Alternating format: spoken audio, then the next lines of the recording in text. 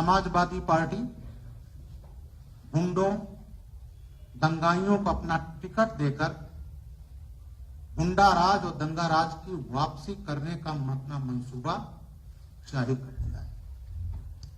इन्होंने जो टिकट दिया है, कैराना से नाहिद हसन, धौलाना से असलम चौधरी, बुलंदशहर से हाजी यूनुस, मेरठ से रफीक अंसारी, लोनी से मदन भैया, साहिबाबाद से अमरपाल शर्मा, सयाना से दिल नवाज अंसारी, ये सब ऐसे नाम हैं जिनको प्रदेश नहीं आसपास के राज्य भी जानते हैं। मदन भैया एक माना हुआ किडनैपर, मात्र उनके ऊपर 31 मुकदमे 1982 से कायम है। 7 हत्या, डकैती, लूट, रंगदारी, टाडा, ये तमाम मुकदमे मदन भैया पर कायम है। उनको टिकट दिया गया है। नाहिद हसन जो कैराना से हिंदुओं के पलायन का जिम्मेदार रहा है, जो फुरकान, मुकीम काला, वसीम काला जैसे गुंडे थे, उनको पालने वाला था, जिन्होंने 10 अगस्त 2014 को वहां पर 3 व्यापारियों की दिन दहाड़े हत्या की थी। 2 लोहा व्यापारियों ने रंगदारी नहीं दिया तो शिव कुमार शंकर उनके भाई राजेंद्र लोहा व्यापारी की हत्या कर दी, और उसी तरह इन्होंने भरे बाजार में विनोद कुमार संगल की हत्या कर दी, जिससे कैराना से पलायन हो गया। वहां पेट्रोल पंप बंद हो गया, सिनेमा हॉल बंद हो गया। ऐसे को माननीय अखिलेश यादव जी अपने पार्टी का टिकट दे। अभी मैंने देखा अखिलेश यादव जी प्रेस कर रहे थे और उनके बगल में बैठे थे अब्दुल्ला आजम, जो फ्रॉड के मामले में कोर्ट ने उनका विधायकी की सीट उनसे खाली करवा ली, और आज 45 मुकदमों के आरोपी अब्दुल्ला आजम भी उनके पास बैठे दिखाई। सपा का प्रयोजन क्या है? सपा इन्हें चुनाव लड़ाकर विधानसभा में भेजने की नापाक हरकत की है। ये विधानसभा में जाएंगे तो जनता के लिए क्या काम करेंगे, इसका जवाब अखिलेश यादव जी को देना चाहिए। मुझे नहीं लगता इसका जवाब उनके पास होगा, क्योंकि वही इनके सरगना है। अब तो सहारनपुर दंगे के आरोपी मास्टरमाइंड मुहर्रम अली पप्पू को भी शामिल कर लिया है। ये वही पप्पू है जिसने सिखों के गुरुद्वारे जलाए थे, वहां दुकानें लूटी थी, दंगा हुआ था। 1984 में जिस प्रकार कांग्रेस ने सिखों को टारगेट करके 3000 लोगों की हत्या कराई थी, कितने लोग घायल हुए थे, दुकानें जलाई गई थी, और वही चीज जो अखिलेश यादव के मंसूबे हैं, जो उन्होंने मुहर्रम अली को शामिल करके अपना मंसूबा जाहिर कर दिया। ये लोग मोदी जी और योगी जी के गरीब कल्याण के कामों पर रोक लगाने के लिए सत्ता में आना चाहते हैं। ये गरीबों के मकान, उनकी दुकानें, जमीन, बहन बेटियों पर अत्याचार करने के लिए खुली छूट के साथ वापसी का सपना पाले हैं। इनको समाजवादी पार्टी का पूरा संरक्षण है। ये गरीबों को मिल रहे राशन पर डाका डालने के लिए वापसी चाहते हैं, क्योंकि योगी जी की सरकार में इनकी डकैती पर पूरी तरह रोक लग गई है। ये हर उस काम में लूट और डालने की नीयत रखते हैं जो आज गरीबों के लिए लाभकारी सिद्ध हो रहा है। ये जनता को डरा धमकाकर प्रशासनिक मशीनरी को नियंत्रण में रखकर हर 1 रुपये में 85 पैसे की डकैती डालना चाहते हैं। इसलिए अखिलेश जी को मैदान में सीधा उतार रहे। आपको याद होगा प्रशासनिक मशीनरी का किस तरह से दुरुपयोग करते हैं। जब आजम खान ने बड़ी मीटिंग में कहा था कि जब पावर में आएंगे तो ये जो अधिकारी हैं डीएम, ये इनसे जूते और चप्पल साफ करेंगे। ये कानून व्यवस्था के दुश्मन हैं। समाजवादी पार्टी गठबंधन के टिकट पर हर सीट पर गुंडा दंगाई को चुनाव लड़ा रही है और फिर सारे गुंडे पर्दे के पीछे से उनका समर्थन कर रहे हैं। ये समाजवादी पार्टी अपराधी नहीं, आतंकवादियों को शरण देती रही। हम कैसे भूलेंगे जब इन्होंने 15 आतंकवादियों के मुकदमे वापस लिए थे। और इसकी शुरुआत खाली अखिलेश जी ने नहीं, इनके पिताजी ने शुरू की थी 1994 में। 26 जनवरी 93 को मैं एसएसपी मेरठ था। पीएसी पर टिकट पर हमला हुआ था, हवलदार शर्मा मारे गए थे। शहर दंगे की आग से मुश्किल से बचा था। उसमें मैंने चार्जशीट लगाई थी। आरडीएक्स ग्रेनेड, चाइनीज ग्रेनेड बरामद हुए थे। जब इनके पिता 93 के लास्ट में पावर में आए तो 94 में उन आतंकवादियों को मुकदमे वापस लिए और उसमें न्यायालय ने अनुमति नहीं दी और 5 को आजीवन कारावास की सजा दी। अखिलेश यादव जी आतंकवादियों के 15 मुकदमे वापस कराए। कौन से मुकदमे? सीआरपीएफ रामपुर 31 दिसंबर 2007 की रात में हमला हुआ था। 7 सीआरपीएफ के जवान मारे गए थे और हमला वाले कौन थे? हाफिज सईद, पाकिस्तान लश्कर तोयबा के। उसमें इंडिया कमांडर सबाउद्दीन, पाकिस्तानी 2 आतंकवादी, लोकल सुहेल अंसारी रामपुर का, ये सब गिरफ्तार किए गए। AK-47 बरामद हुई। और अब्दुल्ला आजम जो आज अखिलेश जी के मंच पर दिखाई पड़ रहे थे, इनके पिता ने कहना शुरू किया कि ये आतंकवाद कहां है। ये तो 31 दिसंबर का दिन था। सीआरपीएफ के जवान दारू पिए थे और उसमें झगड़ा किया, गोली चलाकर मर गए। हमारे जवानों की शहादत का अपमान किया था और आतंकवादियों का खुला समर्थन किया था। अखिलेश यादव जी ने वो सीआरपी अटैक का भी मुकदमा वापस लिया था, जिसमें न्यायालय ने अभी 2019 में 4 को फांसी की सजा, 1 को आजीवन कारावास तथा 1 को 10 साल की सजा दी। इन्होंने न्याय के मंदिर पर हमला हुआ था 23 नवंबर 2007 को, जब लखनऊ, अयोध्या, वाराणसी में आतंकवादियों ने हमला किए थे। 1.5 दर्जन अधिवक्ता मारे गए थे, वादकारी मारे गए थे और माननीय अखिलेश जी ने उस मुकदमे को भी वापस लिया था। उसमें भी न्यायालय ने कई को आजीवन कारावास की सजा दी। गोलघर गोरखपुर में मई 2007 में ब्लास्ट हुआ था, उस केस को भी इन्होंने वापस लिया। उसमें भी न्यायालय ने आजीवन कारावास की सजा दे दी है।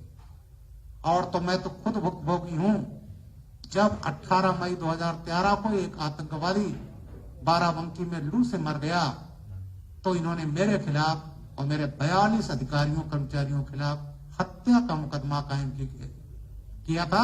मैं डीजी सिविल डिफेंस था, मुझे जेल भेजने का प्रयास किया था और उस आतंकवाद के मुकदमे को जो अखिलेश जी ने वापस लिया, उसमें भी न्यायालय ने आजीवन कारावास की सजा दी। तो जिसमें न्यायालय का वर्डिक्ट आ रहा है, ये साफ है कि यह आतंकवादियों को शरण देते हैं, सीधे उनके साथ हैं। और ये जो आज इन्होंने टिकट दिए हैं ऐसे लोगों को, ये अपने इरादे इन्होंने साफ कर दिए। मेरा सवाल जनता से भी है, आप अपने दरवाजे पर असीम अरुण जो अभी भारतीय जनता पार्टी में शामिल हुए हैं, उनको देखना चाहते हैं, नाहिद हसन को देखना चाहते हैं, हाजी यूनिस रफीक अंसारी, मुहर्रम अली, अब्दुल्ला आजम, पप्पू, मुहर्रम अली पप्पू, इनको देखना चाहते हैं। मैं समझता हूं आप कतई नहीं चाहेंगे कि आपके दरवाजे पर कोई गुंडे दंगे आए और अखिलेश जी ने माननीय बनाने का प्रयास कर रहे हैं, जिसमें ये सफल नहीं। अरे सर नीचे कर लो भाई। आपकी संरक्षा का जिम्मा सरकार ही दे सकती है और वह है जोगी सरकार, जो केवल भाजपा राज में ही संभव है। जहां तक गरीबों का कल्याण है कोई कर सकता है तो भारतीय जनता पार्टी ही कर सकती है। जो माननीय नरेंद्र मोदी जी के मार्गदर्शन में दमदारी से जोगी जी के नेतृत्व में चल रहा है। मुझे उम्मीद है कि अखिलेश जी जब दोबारा मीडिया के मित्रों से बात करेंगे तो वे गरीबों के लिए किए गए कामों को भी बताएंगे। कितने लोगों को इन्होंने मकान दिया, कितने लोगों को शौचालय दिया, कितने लोगों को गैस कनेक्शन दिए, कितने माताओं बहनों को पेंशन दिया। ये तमाम चीजें हैं जो मोदी और योगी सरकार में हुआ है, ये उसको भी बताएंगे। मैं समझता हूं इनके पास कोई उत्तर नहीं होगा, ये आज केवल गरीबों को गुमराह कर रहे हैं। भाइयों, वे मोदी योगी जी की योजनाओं को केवल पढ़ लें तो उन्हें बहुत अच्छा ज्ञान हो जाएगा और उन्हें खुद अपनी कारगुजारियों का पता चल जाएगा। भाइयों, इन्होंने मेरा हास्यास्पद लगा, अभी 2 दिन पहले मैं अखबार में पढ़ा कि इन्होंने बाबा साहब वाहिनी का गठन किया। अरे वो पार्टी जो दलितों के हितों की अनदेखी कर रही है, वो पार्टी जिसमें दलितों पर अत्याचार हुए, वो पार्टी जिन्होंने दलित अधिकारियों कर्मचारियों को किनारे लगा दिया, उन्हें पदोन्नत करके अपमानित किया और बाबा साहब को 5 सितंबर 2016 को माफिया कहा इनके आजम खान ने, और अखिलेश यादव जी मंच पर बैठे ताली बजा रहे हैं। आज वो बाबा साहब वाहिनी बना करके दलितों को गुमराह करना चाहते हैं। अरे ये अखिलेश यादव की सरकार, ये दलित विरोधी है। और इन्होंने, इनके पिताजी ने 2004 में एक बिल लाया था। जानते क्या बिल था? वो बिल था कि दलितों की जमीन अगर वो बेचना चाहता है तो उसको डीएम की परमिशन की जरूरत नहीं है। डीएम का परमिशन का राइटर इसलिए है कि कहीं गुंडे लफंगे लुच्चे उनकी जमीन धोखे से लिखवा न ले। और वो हमारे राज्य मंत्री हैं कौशल किशोर जी, वो उस समय मंत्री थे, उसमें उनके विरोध के कारण ही वो टल पाया था, नहीं तो इन्होंने आज जो दलित हैं उनको इन्होंने भूमिहीन बना दिया। दलितों, पिछड़ों, वंचितों, शोषितों की ये विरोधी सरकार है। और जहां पर अखिलेश यादव जी की बात है, मैंने देखा जब 2012 में इनकी सरकार आई थी तो इसी लखनऊ में जुमा अलविदा के दिन गौतम बुद्ध जी की मूर्ति तोड़ दी गई थी और दंगाई हजरतगंज विधानसभा मार्ग, वहां पर तक दंगा किए थे और वहां एक बुद्धिस्ट संत को पीटा था। तो ये पार्टी जो है आज दलितों के बारे में बाबा साहब वाहिनी की बात करती है। तो मैं मित्रों ये कहना चाहता हूं और उत्तर प्रदेश की जनता को जागरूक करना चाहता हूं कि मोदी योगी सरकार जो है ये अपराधियों के खिलाफ जो बुलडोजर चलाया है वो बुलडोजर चलता रहेगा। दंगा जिन्होंने किया उनसे वसूली किया और वो वसूली करने वाली सरकार केवल योगी सरकार है। तमाम अपराधी मारे गए इस कार्यकाल में, जिनके कुछ के नाम मैं देना चाहता हूं। जो दुर्दांत अपराधी, उसमें मुकीम काला गैंग का वसीम काला, फुरकान, मेहरबान, छैमार, राजेश उर्फ टुन्ना, फिरोज खान, पन्नेलाल यादव, डॉक्टर पिंकू कपाला उर्फ मामा, मंसूर पहलवान, ये तमाम ऐसे अपराधी हैं, साथी अपराधी जो योगी सरकार में पुलिस मुठभेड़ में मारे गए। आज कोई दंगा प्रदेश में योगी राज में नहीं हुआ है, जबकि अखिलेश यादव की सरकार में 400 से ज्यादा दंगे हुए थे। तो आज मित्रों मैं कहना चाहता हूं, इस प्रदेश के लोगों को अलर्ट रहना चाहिए कि इन्होंने सीधा अपराधियों को, जो ये हमेशा शरण देते रहे हैं, आज उन्हें टिकट देकर अपने मंसूबे जाहिर कर दिए हैं। और इनके लोग अभी से पुलिस कर्मियों को धमकी देना शुरू किए हैं, पब्लिक के लोगों को धमकी देना शुरू कर दिए हैं। और यहां तक लोग कह रहे हैं कि योगी अगर नहीं रहेंगे तो तुमको बचाएगा कौन। मैं याद रखना चाहिए कि योगी सरकार भारी बहुमत से दोबारा सत्ता में आ रही है।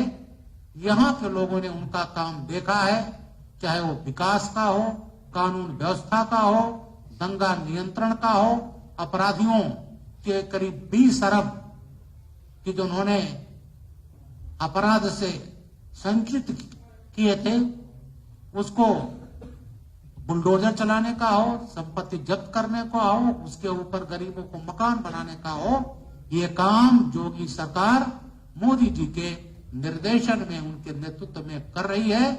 और ये सरकार दोबारा आएगी और लोगों को जो अखिलेश यादव जी भ्रमित कर रहे हैं, गुमराह कर रहे हैं, तमाम ऐसे चुक्के दे रहे हैं, अरे अपनी सरकार जब थी आपने क्यों नहीं किया। आपने केवल सफाई का विकास किया। मुजफ्फरनगर शामली में दंगा हो रहा था, नाच देख रहे हैं वहां पर, ये प्रदेश की जनता भूल नहीं सकती। तो इन्हीं शब्दों के साथ मैं अपनी बात समाप्त करता हूं और प्रदेश की जनता से आह्वान करता हूं कि योगी जी को, भारतीय जनता पार्टी को भारी मत से बहुमत बनाएं, में लाएं, जिससे इस प्रदेश में दंगाइयों का समर्थन करने वाली, आतंकवादियों का समर्थन करने वाली के मंसूबे जो हैं उसको चूर चूर किया जा सके।